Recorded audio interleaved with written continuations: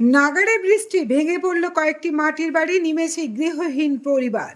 গোঘাট থানার শ্যামবাজার অঞ্চলের পাণ্ডু গ্রামের নয়নজুলির পাশে আদিবাসী পাড়ায় আচমকায় ভেঙে পড়ল মাটির দেওয়াল। সর্বশান্ত হয়ে গেল দুই পরিবার। দিন আনা দিন খাওয়া দুটি পরিবারের মাথা গোঁজার ঠাঁইটুকু আর রইল না। নাগাড়ে বৃষ্টিতে প্লাবিত গোঘাট থানার বিভিন্ন পঞ্চায়েতের বিস্তীর্ণ এলাকা। বন্যার জল ঢুকেছে বাড়িতেও, আর তারই জেরে ভেঙে পড়েছে মাটির বাড়ি।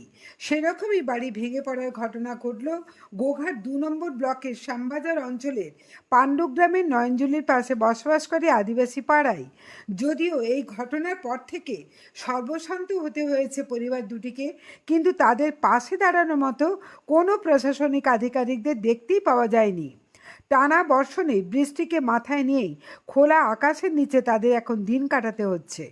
কিভাবে তারা দিন গুজরান করবেন তা ভেবেই পাচ্ছেন না তারা। দিশেহারা অবস্থা।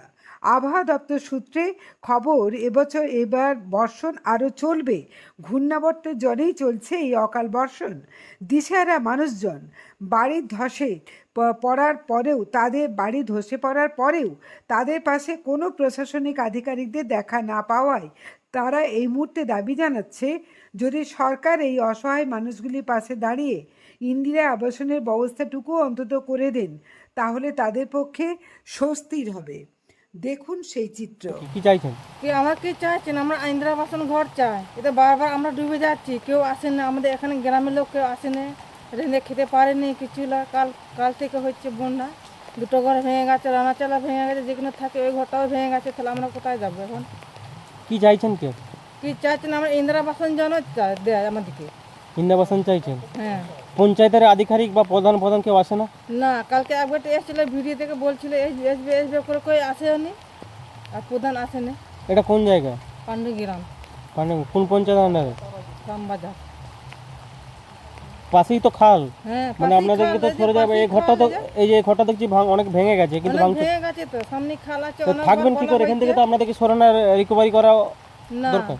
তোর জোর করেনি। তাহলে আমরা আপনারা এখান থেকে অন্য জায়গায় নিতে পারেন, তো স্কুলে ঠাঁই নিতে পারেন। না, আসেনি।